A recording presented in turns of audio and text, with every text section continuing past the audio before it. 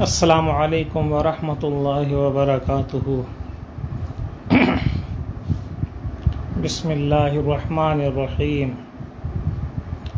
وجنایۃ الراہن علی الرہن مضمونۃ وجنایۃ المرتہن علیہ تسقط من دینہ بقدرہا۔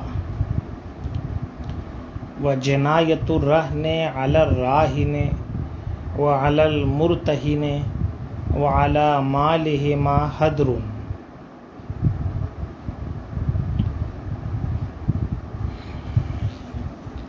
کل کی گفتگو یہ تھی کہ راہن نے ہلاک کر دیا یا اجنبی نے رہن کو ہلاک کر دیا تو کیا حکم ہوگا۔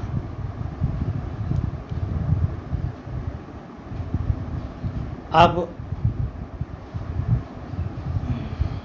اسی طرح کی ایک اگلی گفتگو ضابطے کے طور پر بیان کرتے ہیں کہ رہن کے اوپر راہن کی جنایت، راہن کی طرف سے کوئی ایسا جرم سرزد ہو جو جرم رہن ہی کے اوپر ہو۔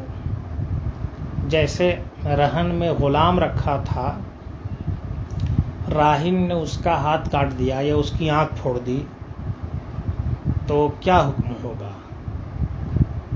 یہاں اوپر یہ تھا کہ راہن نے اگر اس کو ہلاک کر دیا تو کیا حکم ہوگا۔ اب دوسری گفتگو یہ ہے کہ راہن نے ہلاک تو نہیں کیا مگر اس کے ساتھ ایسا عمل کیا جو جنایت سے متعلق ہوتا ہے، جس میں قصاص یعنی بدلے کا حکم دیا جاتا ہے۔ تو فرماتے ہیں راہن نے اگر رہن پر جنایت کی ہے، اس کی آنکھ پھوڑ دی ہے، ناک توڑ دی ہے، مضمونتن، تو یہ ذمہ داری اس کو لینی پڑے گی، راہن کو۔ یہ ضامن وہ بنے گا اور اس کی بھرپائی وہ کرے گا۔ ظاہر سی بات ہے کہ جب سامان مرتہن کے پاس رہن رکھا ہوا ہے اور وہ اسی لیے ہے کہ مرتہن کا حق یعنی دین ابھی باقی ہے، تو پھر ایسی صورت میں راہن نے اگر کوئی ایسا تصرف کیا جس کی وجہ سے شے رہن میں دقت پیدا ہوئی،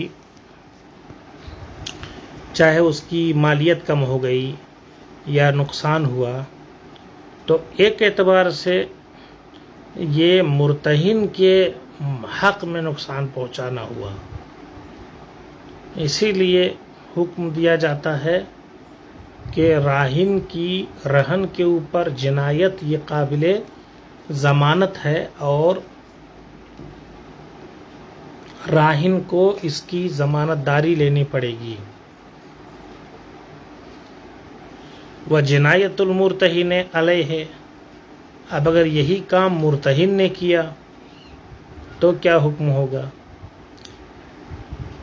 فرماتے ہیں رہن کے اوپر مرتہن کی جنایت یہ مرتہن کے دین میں سے جنایت کی مقدار کو ساقط کر دے گا۔ یعنی 1000 روپیہ دین تھا، غلام رکھا تھا راہن نے مرتہن کے پاس اور مرتہن نے اس کی آنکھ پھوڑ دی، تو اب دیکھا جائے گا کہ انکھیارہ غلام اور کانے غلام میں قیمت کے اعتبار سے کیا فرق ہے۔ تو دونوں آنکھ والا غلام اگر 1000 میں مل رہا تھا، ایک آنکھ والا غلام 800 روپے میں مل رہا ہے، تو اس کا مطلب ہوا کہ راہن کے 200 روپے کا نقصان ہوا۔ تو اس جنایت کی مقدار 200 روپے کی ہوئی.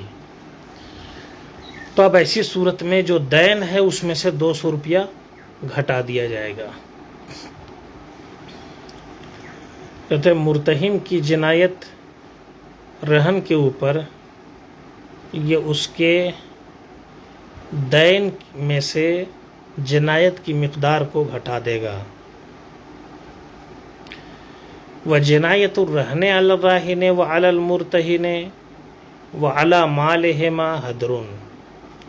اب اگر رہن ہی نے جنایت کر دی، غلام تھا، اس نے راہن کی آنکھ پھوڑ دی یا مرتہن کے ساتھ اس طرح کا کوئی سلوک کیا یا ان کے مال میں کیا کہ ان کی بکری کو مار ڈالا، ان کے درخت کو کاٹ دیا، اس طرح کی چیزیں، تو کیا حکم ہوگا؟ تو کہتے یہ حدر ہے، یعنی یہ رائے گاں ہے، اس کا کوئی اس سے ہرجانہ نہیں دیا جائے گا. کیونکہ ایک اعتبار سے دیکھا جائے تو وہ راہن کا مملوک ہے، اور مملوک مالک پر جنایت کرے تو مال لازم نہیں آتا اس میں، جس میں مال کی ضرورت ہو، مال کا حکم دیا جاتا ہو. یعنی مالی تاوان جہاں وصول کیا جاتا ہو وہاں پر غلام نے آقا کے ساتھ جنایت کر دی تو ظاہر سی بات ہے اب غلام کے پاس مال نام کی کوئی چیز نہیں ہے، وہ کیا دے گا؟ اس لیے یہ رائے گاں جاتا ہے، اس کا اعتبار نہیں کیا جاتا. تو اسی طور پر یہاں بھی ہے.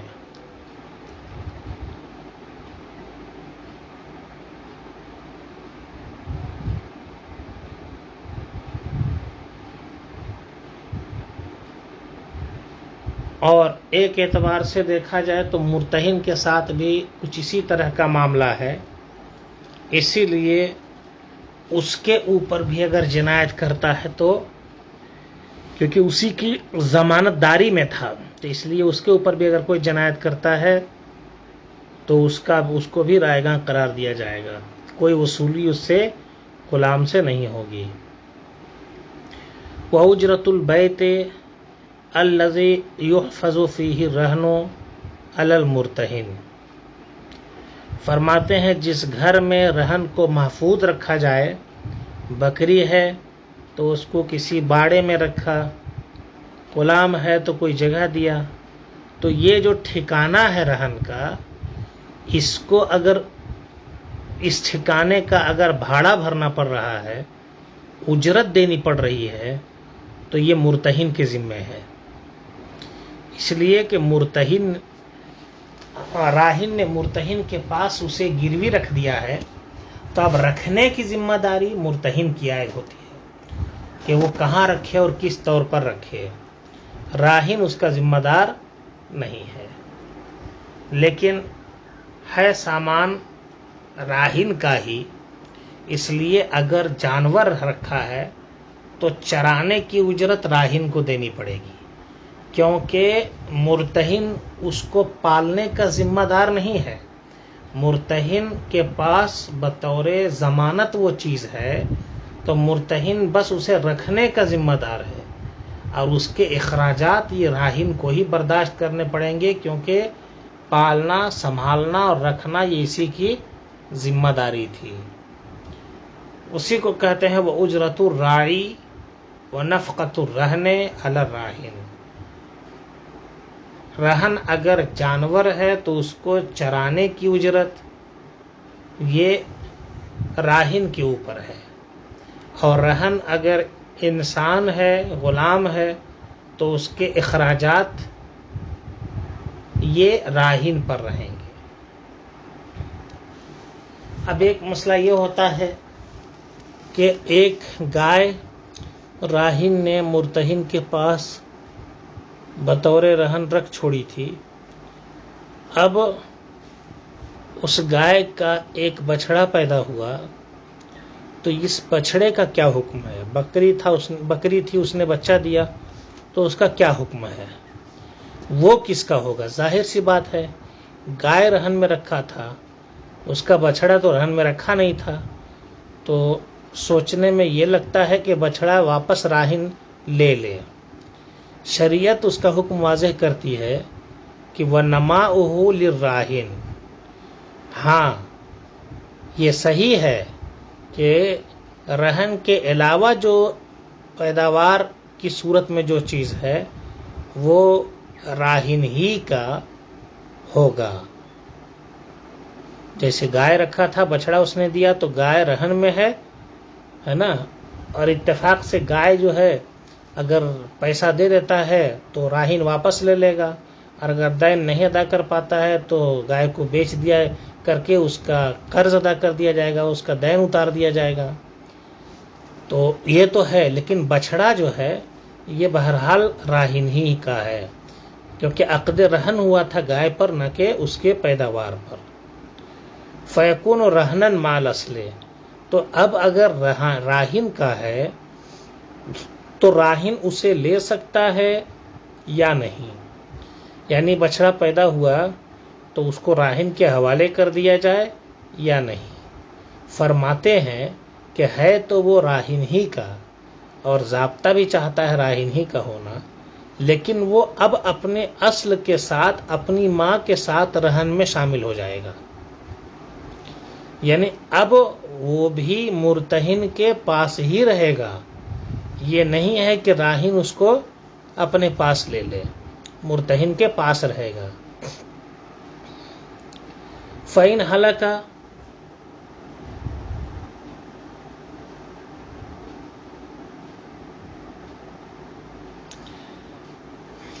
مرتہن کے پاس رہنے کی وجہ صاف سمجھ میں آتی ہے کہ جناب وہ بچڑا اپنی ماں کے تابع ہے، کیونکہ وہ اسی سے پیدا ہوا ہے، تو گویا ماں رہن میں ہے تو یہ رہن کے تابع ہوا، تو جب رہن کے تابع ہوا تو جو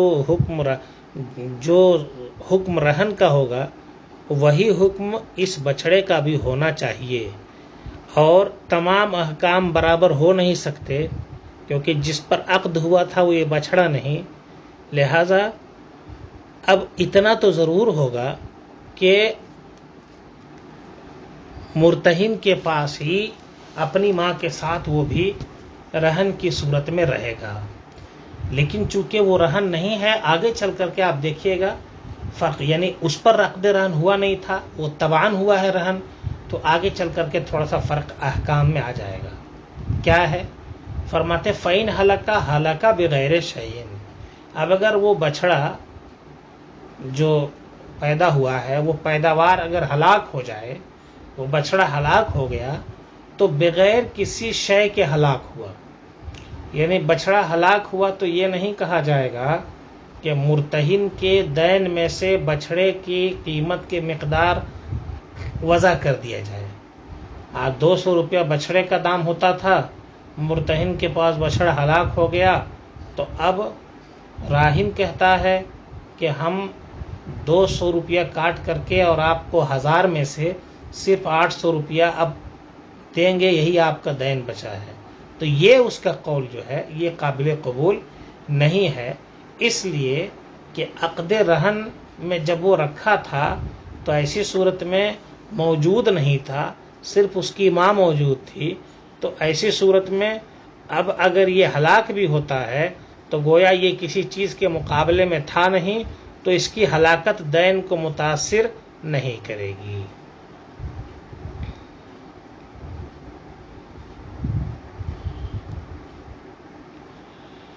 وَإِنْ هَلَكَ الْأَصْلُ، اب اگر سوال پیدا ہوا کہ ماں ہلاک ہو گئی، اصل ہلاک ہو گیا، تو گائے کی ہلاکت کے بعد، اس کی ماں کی ہلاکت کے بعد بچڑا باقی رہ گیا تو اب کیا ہوگا؟ کہتے ہیں وَإِنْ هَلَكَ الْأَصْلُ، اور اگر اصل ہلاک ہو گیا، وَبَقِيَ النَّمَاءُ، اور نمو یعنی اضافہ یہ باقی رہ گیا، پیداوار کی صورت میں جو بچڑا تھا وہ باقی رہ گیا، افتکہ الراہن بحصتہ، تو راہن اس کے حصے کے مطابق اس کو چھڑا لے گا، اس کے حصے کے بدلے میں اس کو چھڑا لے گا۔ یعنی دین کو نیچے اب تفصیل بتا رہے ہیں بحصتہ ہی کا کیا مطلب ہے کہ دین کو تقسیم کیا جائے گا ماں پر اور بچھڑے پر، اور جو راہن ہے وہ بچھڑے کے اوپر جتنا آتا ہے اتنا دے کر کے اپنا بچڑا وصول کر لے گا۔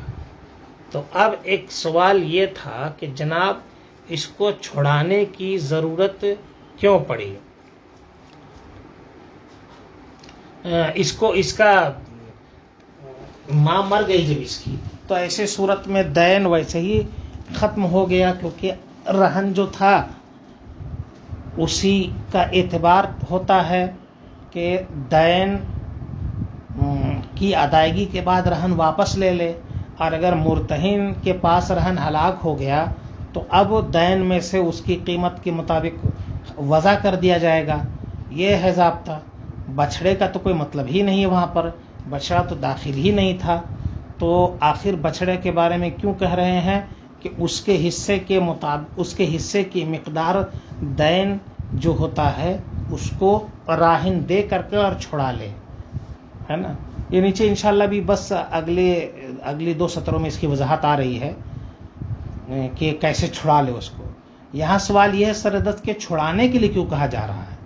ہونا تو چاہیے کہ راہن اب بچڑا لے لے اس سے، کیونکہ اس پر عقد تو ہوا نہیں تھا، یہ تھا تبعیت کے طور پر۔ تو یہاں چھڑانے کی ضرورت اس لیے پڑ رہی ہے کہ جناب جو گائے تھی وہ بطور رہن تھی، اور اس کے تبعیت میں یہ رہن میں چلا گیا تھا، اب وہ مر گئی، ہلاک ہو گئی، تو اب گویا اس کو حاصل کرنا، کس کو؟ بچھڑے کو حاصل کرنا، یہ راہن کا مقصود بن گیا، اور بچھڑے کو حاصل کرنے کے لیے اس کی ذمہ داری بنتی ہے کہ وہ گویا اب اس کی تبعیت کی بنیاد پر جو اس کے احکام عائد ہوتے ہیں بچھڑے کے اوپر اس کا لحاظ کرے۔ اور جب ضابطہ یہ ہے کہ جب کوئی چیز تابع ہو تو تابع رہتی ہے، لیکن جب وہ مقصود ہو جائے تو ایسی صورت میں گویا اس کے مقابلے میں بھی اصل کا کچھ حکم آ جاتا ہے۔ تو اس کے حساب سے اب یہ مقصود یہی ہے، گویا کہ بچڑا ہی ہے، گائے تو ختم ہو گئی، تو ایسی صورت میں اس کو چھڑانا یہ گویا مقصود ہو گیا کس کا؟ راہن کا۔ تو اب راہن کا مقصود ہو گیا چھڑانا، گویا کہ رہن کا اثر بچڑے میں ہے، تبھی تو اس کا مقصود ہوا اس کو چھڑانا، یعنی اس کی ذمہ داری بن گئی کہ اب یہ اس بچڑے کو چھڑا لے، حاصل کر لے۔ تو یہ حاصل کیوں کرے گا؟ اسی لیے حاصل کرے گا کہ گویا حاصل کرنا اب اس کی ذمہ داری بن چکی ہے، اور بچھڑے کی حیثیت اب بدل گئی ہے۔ پہلے بچڑا پورے طور پر تابع تھا اپنی ماں کے، اب ماں رہی نہیں، لہٰذا اب کچھ حد تک بچڑے کو اصل کا حکم دیا گیا، اور یہ کہا گیا کہ اب اس کے حصے میں جتنا آتا ہے اتنا دے کر کے اور آپ اس کو چھڑا لیجئے۔ اب کیا کتنا آتا ہے؟ فرماتے ہیں وَيُقَسَّمُ الدَّيْنُ عَلَى قِيمَةِ الرَّهْنِ يَوْمَ الْقَبْضِ، دین کو تقسیم کیا جائے گا رہن کی قیمت پر، جو قیمت کے قبضے کے دن ہوئی تھی، اور نما کی قیمت پر، یعنی اس بچھڑے کی قیمت پر جو قیمت کے چھڑانے کے دن تھی رہی ہو اس کی۔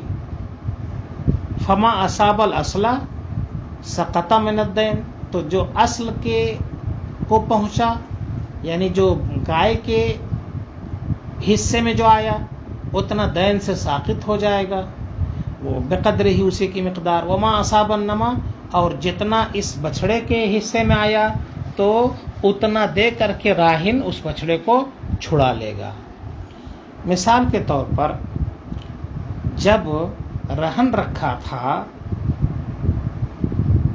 گائے کو تو اس کی قیمت اس دن تھی 1000 روپیہ،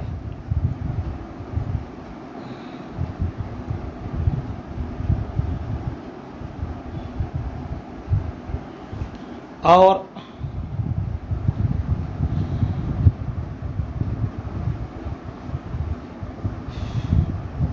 رہن رکھنے کے دن گائے کی قیمت تھی 1000 اور اس کے بچڑے کی قیمت چھڑانے والے دن ہے 500 روپیہ. ٹھیک ہے. اور جو دین ہے وہ دین ہے 1000 کا.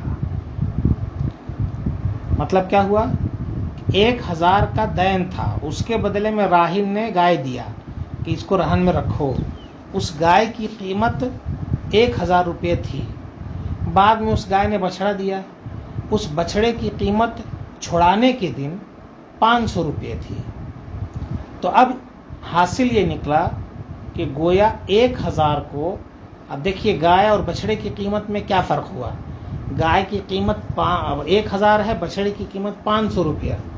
گائے کی قیمت کا اعتبار ہوگا رہن رکھنے کے دن، ہے نا، اور یعنی قبضہ کرنے کے دن، اور بچڑے کی قیمت کا اعتبار ہوگا جب راہن چھڑا رہا ہے تب اتنا دہن میں رکھنا ہے. سر دست مسئلہ یہ ہے کہ گائے کی 1000، بچڑے کی 500، تو اب یہ کل ملا کر کے ہو گئے 1500. تو 1500 کا مطلب یہ ہو گیا کہ گویا اس کو 3 حصوں میں تقسیم کیا جائے گا. ایک حصہ بچڑے کی قیمت بنا اور 2 حصے بنے گائے کی قیمت. تو اب اسی طور پر جو دین تھا اس دین کو 3 حصوں میں تقسیم کیا جائے گا. یعنی اگر 1000 دین ہے تو اس کو 3 حصوں میں تقسیم کیا جائے گا، اور 2 حصہ یہ گائے کے مقابلے میں آئے گا اور 1 حصہ یہ بچڑے کے مقابلے میں آئے گا.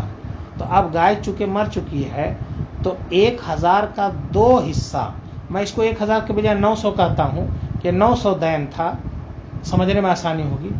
900 دین تھا تو 900 کو 3 حصوں میں تقسیم کیا جائے گا 300 کے حساب سے. 1 حصہ آئے گا بچڑے کے اس میں اور 2 حصے آئیں گے گائے کے اس میں، گائے کے دام میں.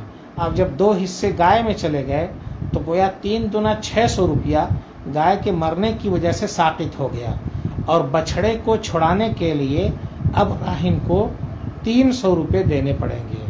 اسی کو بیان کرتے ہیں کہ دین کو تقسیم کیا جائے گا رہن کی قیمت پر جو قیمت کے قبضے کے دن تھی، اور اس اضافے کی قیمت پر جو چھڑانے کے دن ہے. فما صاب الاصل، تو جو گائے یعنی اصل کو پہنچے تو وہ اسی کی مقدار دین سے ساقط ہو جائے گا، اور جو اضافے کو پہنچے راہن اتنا دے کر کے اس اضافے کو چھڑا لے گا. یہ ہو گئی بات پوری. اب اگر کوئی رہن میں اضافہ کرنا چاہے تو کیا حکم ہوگا؟ انشاءاللہ العزیز کل اس کی تفصیل آپ سماعت کریں گے.